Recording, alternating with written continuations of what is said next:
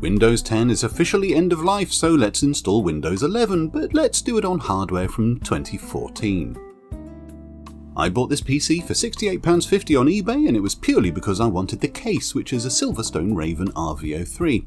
As you can see, its internals are rotated 90 degrees, which somehow I'd never seen before, and Silverstone has made a bunch of cases that do this. It's quite cunning really. Because of the rotation, all of the cards just kind of hang there, so there's no worry about GPU sag, and with the large fans at the bottom pushing cold air up, all the heat buildup is assisted out of the case as it naturally rises up anyway. The heart of this build is a 2014 ASRock Fatal1ty FM2A88X Killer motherboard, which, as the name suggests, was for the AMD FM2 socket. The CPU I have is an AMD A10-7850K, which is a 4-core processor also from 2014. It even has integrated graphics like a modern Ryzen chip. Windows 11 has been around for a while now, and its hardware requirements are no secret.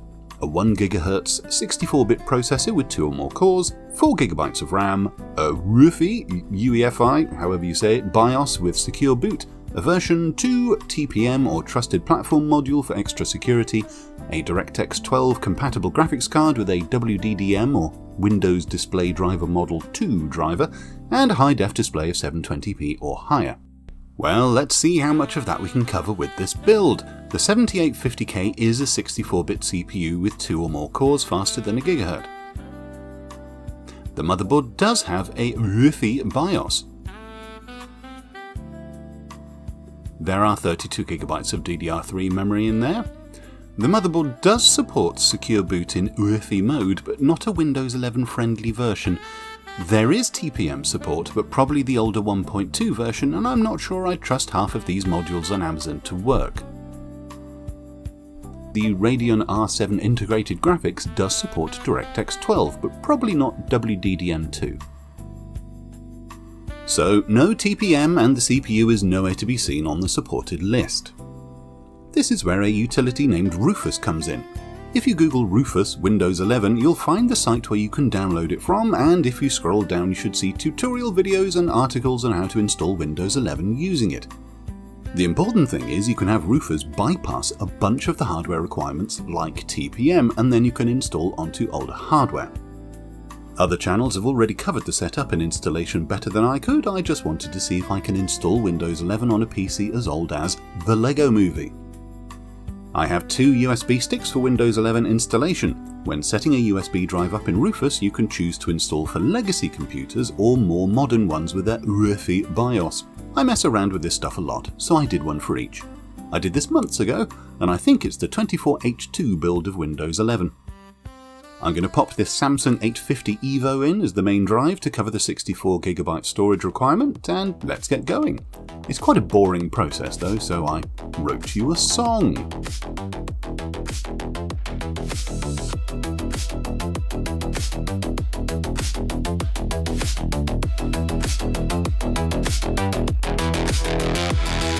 Install Windows 11 on a decade-old PC. They don't want you to do it, but it's really quite easy. That notebook that you use, they don't want it on your lap. You have to buy a new one while your old one goes for scrap. They say it's not secure, and they're doing it for you. The sellers all line up and hope you haven't got a clue. The waste pile is getting tall, from Berlin to Beijing. Spreadsheet said your CPU can't sing. All the PCs that we use, that we're running every day. What a wasteful shame it is to throw them all away.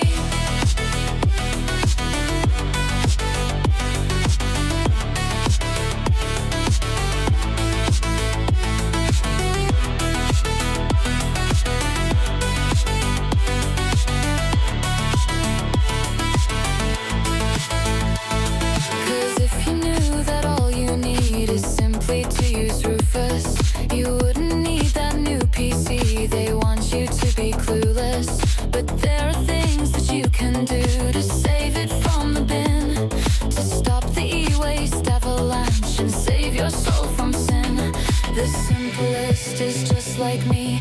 Use a memory stick, follow steps and on it goes. It's really pretty slick. The e-waste pile is getting tall, from Berlin to Beijing, all because the spreadsheet said your CPU can't sing. All the PCs that we use, that we're running every day, what a wasteful shame it is to throw them all away.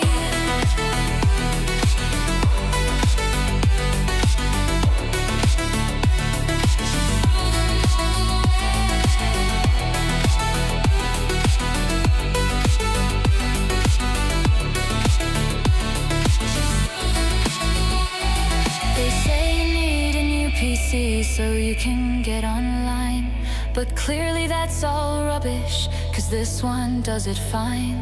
Your 5-year-old computer isn't too far gone to save. There's simply just no reason you should send it to its grave.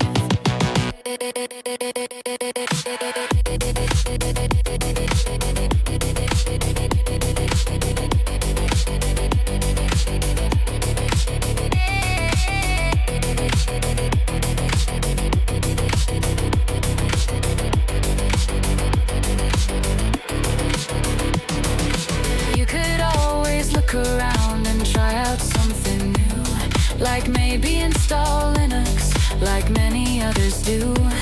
It isn't quite as complex as it was back in the day. Some look a lot like Windows and it might just be the way. So really there's no reason to take it to the tip.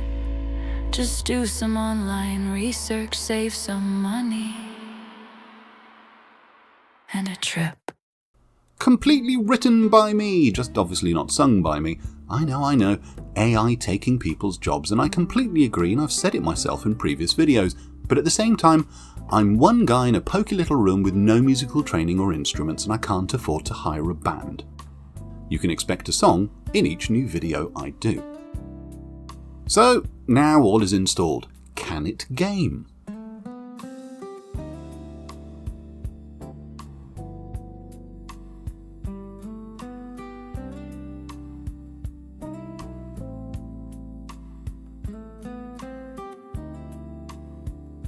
On the integrated graphics, not really very well at all. Even on the Fortnite Legacy Performance mode, I only got 1 kill. If we slap in this slightly newer 1060, will that make a difference?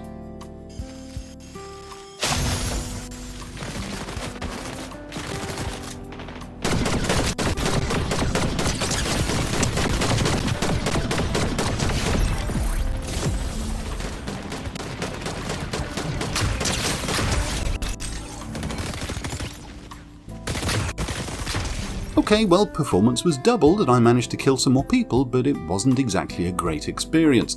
Frame spike lows of 1 FPS with an average of 52 and a high of 61, but it was Fortnite, it's kind of known for its stuttering.